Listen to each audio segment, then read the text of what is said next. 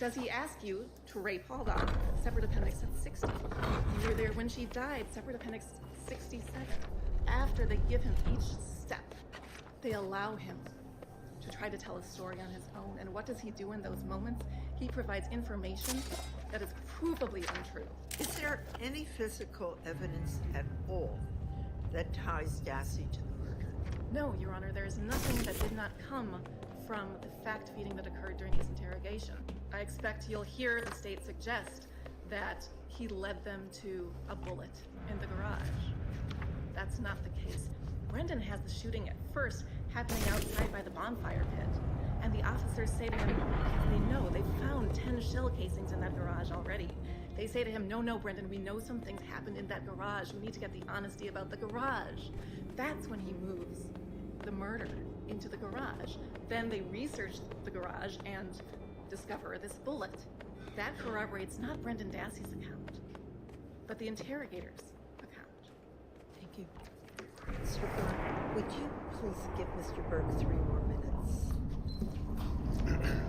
The details that Dati provided that are most telling are his memories of Teresa. He remembers her screaming, "Help me," and seeing her naked and chained up to the bed. He remembers her crying and pleading with him to stop while he raped her. He remembers her breathing after Avery stabbed her in the stomach, and that she's still struggling to breathe after he cut her throat. He remembers that her belly wasn't moving as they carried her out to the garage. And he remembers the awful smell as her body burned. None of those memories were planted. They were raw and real.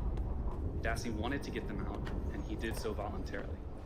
I would ask this court to reverse the district court's unprecedented order.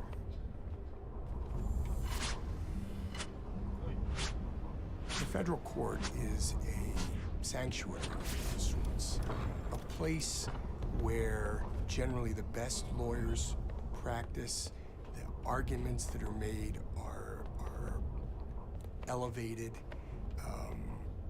It's a very dignified place. And I think when the arguments were happening in court, it was at a very high level and it respected the process. And then we came downstairs and there was all this commotion. And I went over and walked over to see what was happening. And Ken Kratz was holding a press conference. My name is Ken Kratz. I'm the former special prosecutor in the Brendan Dassey case. I am hopeful on behalf of the state that this decision will affirm what it is that the state courts of Wisconsin have consistently held in this case, that there was no improper influence, no coercion. If he wants to hold a press conference, we all know about his press conferences. If he wants to do that, do it on his turf. Don't come into the federal district court and the federal appellate court in Chicago and soil the process.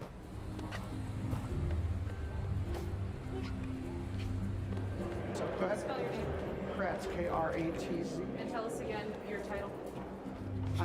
Former Calumet County DA. I was the prosecutor in both the Stephen Avery case and the Brendan Dassey case. And your first name? Tell us about your book. You have a book coming out?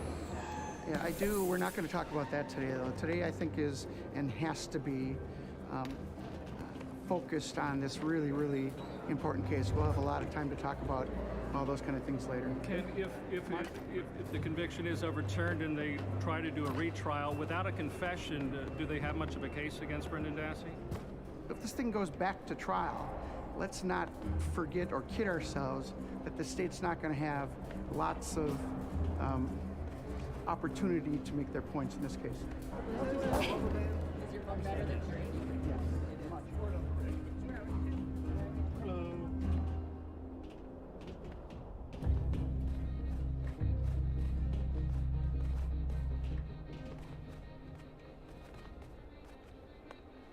You've really stayed silent through this firestorm. Why are you sitting here today? Finally realized that someone needed to speak out, to bring forward the truth of what happened. Just have a seat, Brendan. This was seen by many as a false confession. Do you see it as a false confession or a real confession? I feel it was a real confession. Fassbender resists charges that he and his partner inappropriately planted ideas in Dassey's head, like in that exchange about the hood latch. What did he do under the hood if that's what he did? What did Brendan say? He agreed that Stephen had gone under that. You used the word agreed. Yes. So you brought it up first. Yeah, I believe so. And that's one of the areas that you came under fire for. Yes. Is that you were planting things in his mind. Yes, that's what they said. And there were instances that we did ask him specifically about things, yes. What about his IQ? Because when you watch him, you can tell that he has a lower IQ. I don't, I don't assess IQs. I mean, I'm not, But could you tell that he maybe wasn't like other boys his age? More socially, probably. I don't know across the IQ social line, but he could think. And he knew right from wrong. We speak with former prosecutor Ken Kratz, who's written a new book which reveals his provocative theory that Stephen Avery made himself a murderer. Stephen Avery started planning this event the very first day he went to prison.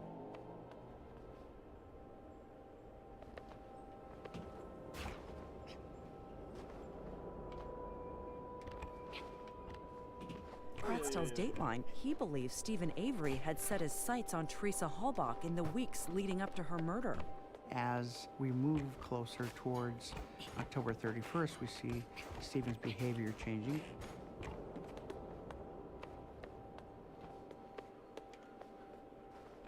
He starts making calls directly to Teresa Halbach rather than going through Auto Trader. Why would Stephen Avery do this when he was on the verge of getting this big windfall, potentially millions of dollars? That's a great question. You know, I don't know. We know that he's a psychopath. We know that he has... Do we know that? Let's say I allege that, okay? I believe that deep down. You paint a very damning picture of Stephen. You bring up previous allegations of sexual assault and rape, none of which were ever prosecuted. This seems to have really been a personal case for you, at least became a personal case for you. Looking back, do you think you could have approached this from a more professional standpoint as opposed to not characterizing Stephen in certain ways that you have? These are all observations that I made well after the fact, after he was convicted. Did you think so at the time? Oh, I thought that he was a bad guy in the sense of he certainly had violence against women histories. He had injured just about everybody that he was ever in a relationship with. And so the characterization at the time, knowing that he's violent, that doesn't make him a murderer, of course, but it isn't too far of a characterization or a determination of what I think he is now, which I would suggest was a psychopath. I think that it's really unprecedented that Mr. Kratz in 2017 is still on some type of active character assassination tour. He's talking about crimes that he wishes Stephen Avery had been charged and convicted of, but he wasn't. And I think it is going to come back to haunt him, because I think he's crossed over from what would just be regarded, it was certainly gone from being just an incredibly bad taste to, you know, doing things that are unethical under the canon of ethics, to now really interfering in Mr. Avery's efforts to have a court re-examine constitutional violations. So he's like a moth to the flame, and he just cannot stay away from the case. And the more he talks, the more ammunition he's giving us, because he's made so many statements that are just false. Are you afraid of Kathleen Zellner? No, I'm not involved in the case anymore. I shouldn't be afraid of anything. My involvement concluded. She could unravel your work if what she's saying has some weight to it. You don't think she has a chance? I don't.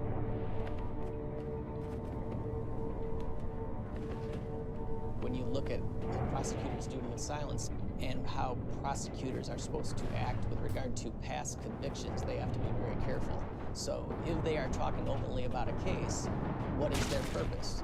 Here we have someone talking about a past conviction who isn't a prosecutor anymore and is writing a book. And that does not seem to be a necessary and legitimate interest that could cause one to go out and talk about a past conviction. And there does seem to be some precedent for if the violations of the canons of ethics or what a prosecutor is supposed to do. If they're so egregious, then we possibly could bring that as a claim on its own.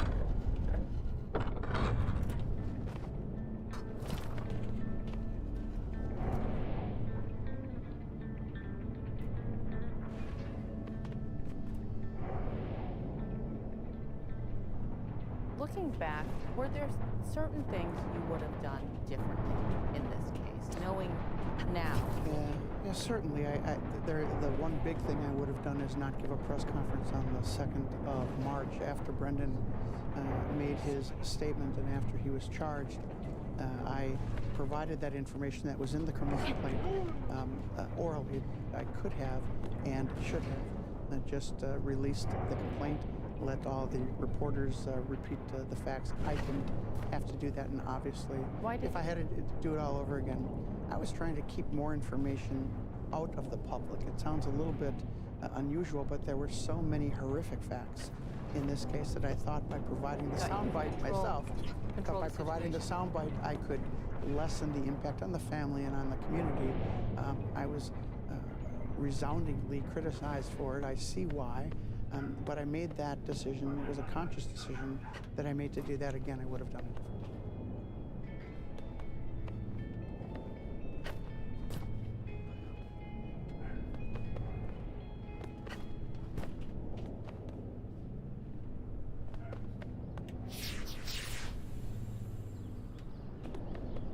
6 months ago, after the Lynn thing had heated up, Stephen was very upset about just about everything. He was angry, he was nervous, he was overwhelmed, and this is when Stephen decided to take me off the visiting list. He was still calling me. We just weren't. We didn't fight anymore, but I ended up crying my eyes out when I hung up. We have been good now for months. We're past all that mess that went on last summer and into the fall. We're friends, and that's what it is.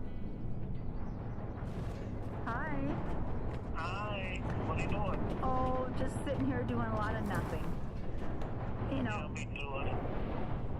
It's not very shit to do around here. I know. Oh, this is work a child or a library. Yeah, well. Or a visit. Has your mom and dad been there? Or your mom anyway? No. She hasn't. Can't walk. I know. Last time I was with her, I thought, boy, I don't know how she can make it in the prison like that. Yeah. Time is coming. She won't have to do it. No. Kathleen, work faster. No. Kathleen is doing an absolute wonderful job. I don't think she could do any better. In fact, she's even better than we thought she was. I mean, she leaves no stone unturned, and I love it. But I'm sure that the state isn't going to lie down and die. They're going to fight just like what's happened with Brendan. And in the end, Kathleen's going to win. I swear she is. But when is another story. I think it's going to take a lot longer than what Stephen thinks.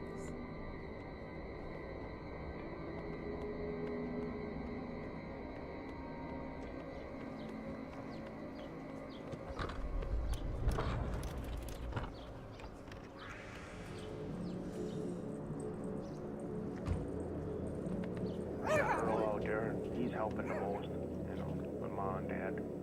So that puts a little pressure off of me. You're only supposed to take half of your insulin. Yeah, I know. That's it. That's it? Yeah, that's the only thing. No pill? Well, yeah, you gotta take your pills. Huh? Read that on there. Yeah, I told her, you're responsible. You help them, give them what they need. You know, Make sure Mom got her pills and all that ads. This one you gotta take a third. Her shots.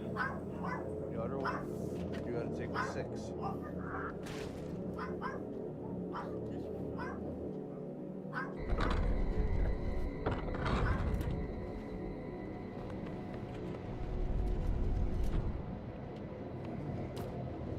Same day surgery, ain't it?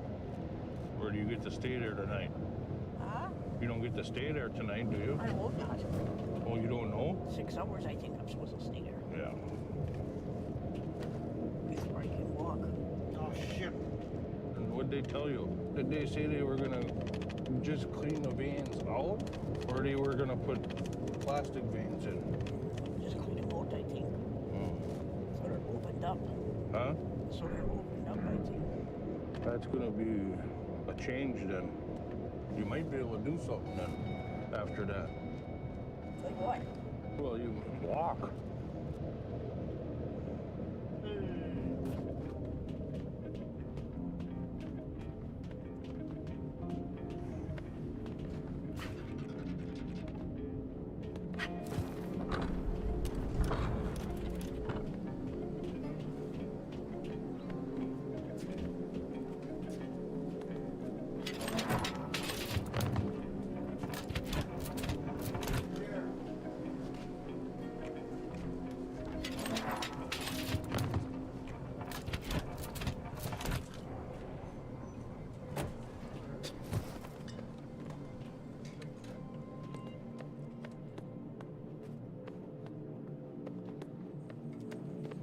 Everything now tonight, all the same as normal.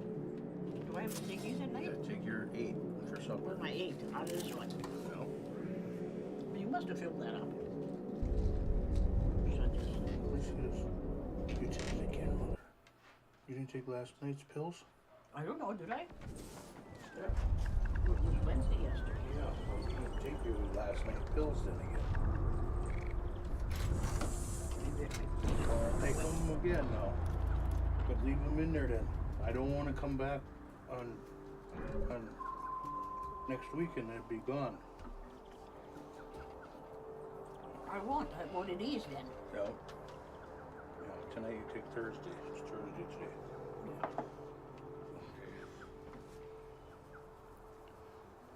I think she's losing it. You know, I mean, her memory and everything. Stevie's got a lot to do with it, you know.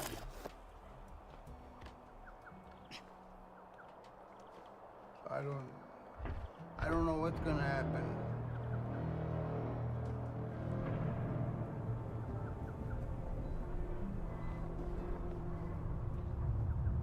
I wish something would happen pretty quick. That's all I can say on that deal, you know.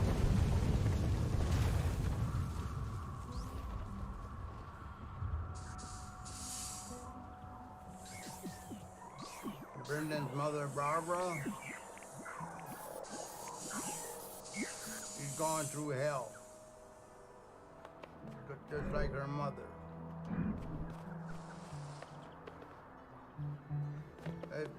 That's not easy for Barbara.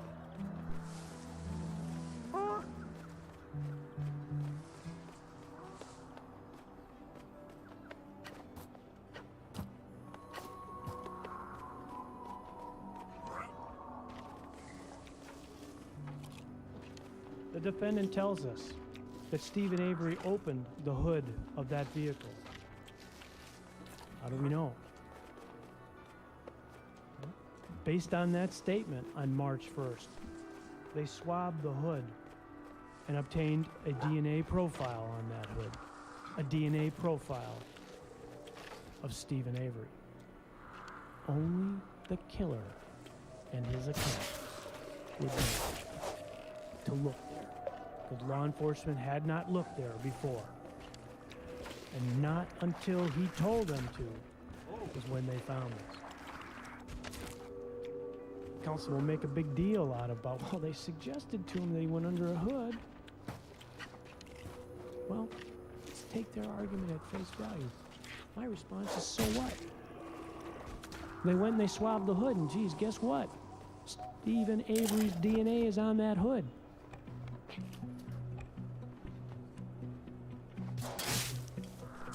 I requested in the motion for scientific testing that we be allowed to do source testing that was developed at Dr. Reich's laboratory. So we picked up the hood latch swab from the Attorney General, and then Dr. Reich did that testing at his laboratory. In the forensic world, there's only 4 body fluids. We can test for blood, saliva, semen, or urine. So we made an extract from the fraction of the swab we were provided and did 4 individual tests, and all of those tests were negative. The saliva test was negative. It's not saliva that was put on the hood latch. So then I wanted to do microtrace testing. When it was tested by a microtrace chemist, he confirmed that it was completely dissimilar to hood latch swabs that he gathered for purposes of comparison. His sample that was actually taken from a hood latch of a car of similar vintage, there were dark marks on it, and there was absolutely nothing like that on the Avery hood latch swab. After you have hypothesized that maybe an item of evidence has been improved or manipulated, the question is, how is that done? And we've discussed how you can physically do it, but another way is to relabel an existing item. So from the unknown parts of the case, they are going to get profiles. Whose profile is it? So you need to get a standard, a reference. And so there are reference standards from the defendant. And then there's the actual evidence samples from the crime scene. Most of the samples are swabs. Suppose in a case that one of the reference swabs doesn't make it into the proper envelope. And now you relabel that swab, evidence number 4. So now you've identified the defendant on an item of evidence by simply changing the name on the swab. You haven't physically manipulated anything, you just changed the name. That's very simple. Now you have to have the extra item, you have to lose it in the system. But that happens in cases. So we started looking for other swabs that might have been substituted for the hood latch swabs. And lo and behold, we found that when Stephen Avery was first taken into custody, he was taken to a hospital and swabs were gathered from his body. 2 groin swabs were taken from Stephen Avery. Wiegert and Fassbender had a search warrant. The nurse took the groin swabs, and then one of them said, oh, the warrant doesn't call for us to take groin swabs. And they documented that the nurse threw them into a